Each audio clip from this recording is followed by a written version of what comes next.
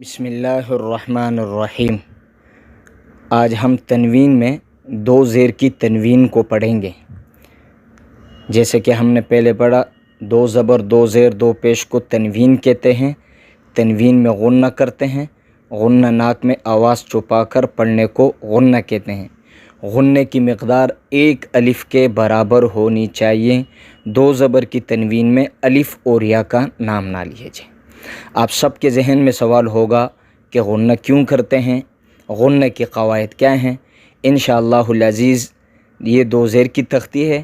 دو پیش کی تختی کے بعد انشاءاللہ ہم حروف اخفا، حروف یرملون، حروف قلقلہ، حروف حلقی، حروف اظہار، انشاءاللہ ان سب کے بارے میں ہم پڑھیں گے۔ غنہ کیا ہیں، غنہ کیوں کیا جاتا ہے، کس لیے کیا جاتا ہے، غنہ کب نہیں کیا جاتا، کب کیا جاتا ہے، غنے کے مختلف اقسام کون سی ہے، ادغام کیا ہے، اظہار کیا ہے، اخفا کیا ہے۔ انشاءاللہ العزیز تنوین کی مکمل تختی یعنی پیش کی تختی کے بعد اس کے اوپر پورا ایک سبق آئے گا۔ اس سے پہلے ہم زیر کی تختی انشاءاللہ پڑھیں گے اور پھر پیش کی تختی پڑھیں گے۔ دو زیر کی تنوین میں بھی ہم نے وہی خیال رکھنا ہے جو ہم نے دو زبر کی، لیکن یہاں پر جوڑ و روا میں وہ جو الف کا نام تھا وہ یہاں پر نہیں، یہاں الف لگا نہیں ہے بلکہ بغیر الف کے سارے حروف لکھے گئے ہیں۔ جیسے اس کو پڑھنے کے بھی تین طریقے ہیں: جوڑ کے ساتھ پڑھنا، صرف رواں پڑھنا، جوڑ اور رواں دونوں پڑھنا۔ اب اس کا جوڑ جو ہے با دو زیر، تا دو زیر، زا دو زیر، سین دو زیر، اسی طریقے سے اس کا جوڑ و رواں خا دو زیر خن، صاد دو زیر صن، ضاد دو زیر ضن، لام دو زیر لن۔ لیکن خیال رہے، بار بار میں آپ سے عرض کر رہا ہوں کہ ہم نے توجہ جو دینی ہے وہ صرف اور صرف رواں کے اوپر دینی ہے۔ مشق ہم نے اپنے بچوں سے، خود بھی ہم نے صرف رواں کے حوالے سے کرنا ہے۔ تو یہ دو زیر کی تختی ہے، زیر ہمیشہ حرف کے نیچے ہوتے ہیں، اس لیے دو زیر بھی ہمیشہ حرف کے نیچے ہی ہوں گے، حرف کے اوپر نہیں ہوں گے۔ اگر یہ دو زیر حرف کے اوپر آئیں تو وہ پھر زیر نہیں بلکہ اسے ہم زبر، دو زبر کہیں گے۔ اس طریقے سے ہم نے اس کی رواں کی مشق کرنی ہے۔ با دو زیر بن، یہ اس کا جوڑ و رواں ہے۔ با دو زیر یہ اس کا جوڑ ہے، لیکن ہم نے اس کا صرف رواں پڑھنا ہے۔ بن، تن، ثن، جن، حن، خن، دن، رن، رن، زن، سن، شن، صن، ضن، طن، ظن، عن، غن، فن، قن، کن، لن، من، نن، ون، ہن، ان، ین۔ اسی طریقے سے ہم اس کا مشق بھی کریں گے۔ مشق میں یہاں پر دو زیر آخر میں آئے گا، جس طریقے سے زبر کی تختی میں زبر آیا تھا، یہاں پر جو ہے نا وہ زیر آئے گا۔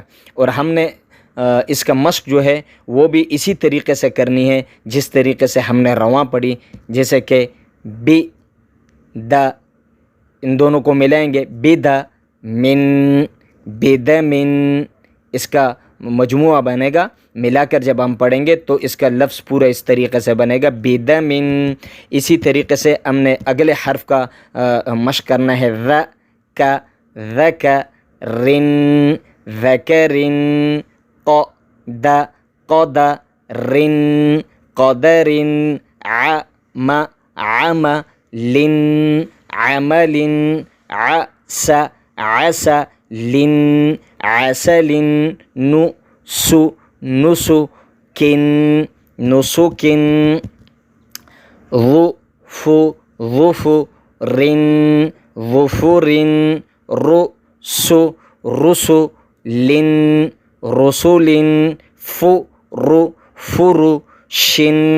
فرش، اک، اکل، اکل، فئ، فئة، فئة، سف، سفر، سفرة، سفرة۔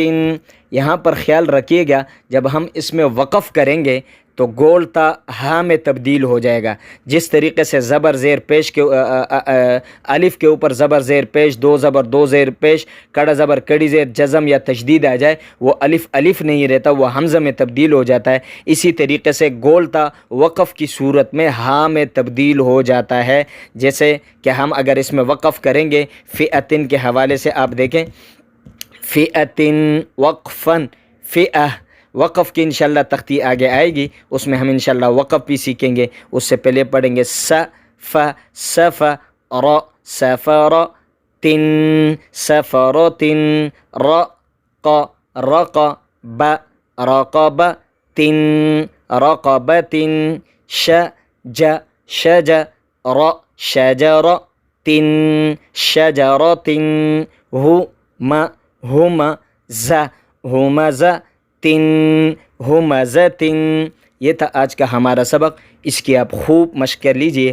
آنے والے سبق انشاءاللہ قرآن سیکھنے کے حوالے سے اور سکھانے کے حوالے سے ہمارے لیے بہت اہمیت کے حامل ہے۔ بہت جلد انشاءاللہ گرافکس ڈیزائننگ اور بھی کورسز انشاءاللہ وقتاً فوقتاً اس کی ایک ایک کلاسز آتی رہے گی انشاءاللہ۔ تب تک اس کی خوب مشق کیجیے، اپنا ڈھیر سارا خیال رکھیے، چینل کو سبسکرائب کیجیے، لائک کیجیے، دوستوں سے شیئر کیجیے۔ اللہ حافظ۔